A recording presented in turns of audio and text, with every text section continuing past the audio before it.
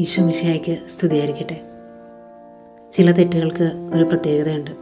അവ മറഞ്ഞിരിക്കും. നമുക്ക് പെട്ടെന്നൊന്നും അത് ഐഡൻറ്റിഫൈ ചെയ്യാൻ പറ്റാറില്ല. അത്തരം തെറ്റുകളിൽ പെട്ട ഒന്നാണ് ഞാൻ ചെയ്യുന്നത് എല്ലാം ശരിയാണ് എന്നുള്ള ഒരു മിഥ്യാധാരണ.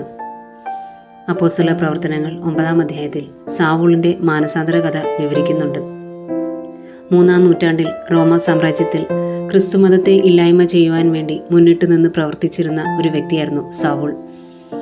താൻ ചെയ്യുന്നത് ശരിയാണ് എന്നുള്ള ഉത്തമ ബോധ്യം സാവൂളിനന്ന് ഉണ്ടായിരുന്നത് കൊണ്ടാണ് ഡമാസ്കസിലേക്ക് ക്രിസ്ത്യാനികളെ പീഡിപ്പിക്കുക എന്നുള്ള ഏക ലക്ഷ്യത്തോടു കൂടി അദ്ദേഹം മുന്നോട്ട് പോയത്.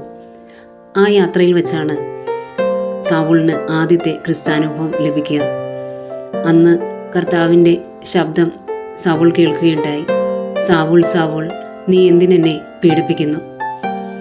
അന്ന് ക്രിസ്തുവിൻ്റെ സ്വരം ശ്രവിച്ച സാവൂൾ പിന്നീട് ഒരിക്കലും തിരിഞ്ഞു നോക്കിയിട്ടില്ല. ഈ ഒരു അനുഭവം സാവൂളിനെ മാനസാന്തരത്തിലേക്ക് നയിക്കുകയുണ്ടായി.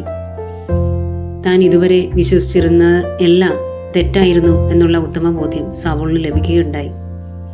പിന്നീട് മാനസാന്തരത്തിലൂടെ പൗലോസ് എന്ന പുതിയ വ്യക്തിയായി സാവൂൾ രൂപാന്തരപ്പെടുകയായിരുന്നു. അഹങ്കാരം, അസൂയ, കോപം തുടങ്ങിയ പാപങ്ങളെല്ലാം നമുക്ക് ഒരുപക്ഷെ പെട്ടെന്ന് ഐഡൻറ്റിഫൈ ചെയ്യാൻ പറ്റുന്ന ഒന്നായിരിക്കാം. എന്നാൽ സാവൂളിൻ്റേതുപോലെ ഞാൻ ചെയ്യുന്നത് എല്ലാം ശരിയാണ് എന്നുള്ള ധാരണ, അത്തരം പാപാവസ്ഥകൾ ഒരുപക്ഷെ നമുക്ക് പെട്ടെന്ന് കണ്ടെത്താനായെന്ന് വരില്ല.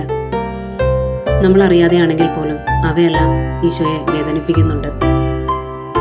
ഈ നോമ്പ് കാലം നമ്മളിൽ ഇത്തരം പാപാവസ്ഥകൾ എന്തെങ്കിലും ഉണ്ടെങ്കിൽ അവ കണ്ടെത്തുവാനായിട്ടും തിരുത്തുവാനായിട്ടും നമുക്ക് പരിശ്രമിക്കാം. അന്ന് സാവൂളിനോട് ചോദിച്ച അതേ ചോദ്യം കർത്താവ് ഇന്ന് നമ്മളോട് ചോദിക്കുന്നു. സാവൂൾ സാവൂൾ, നീ എന്തിനെന്നെ പീഡിപ്പിക്കുന്നു?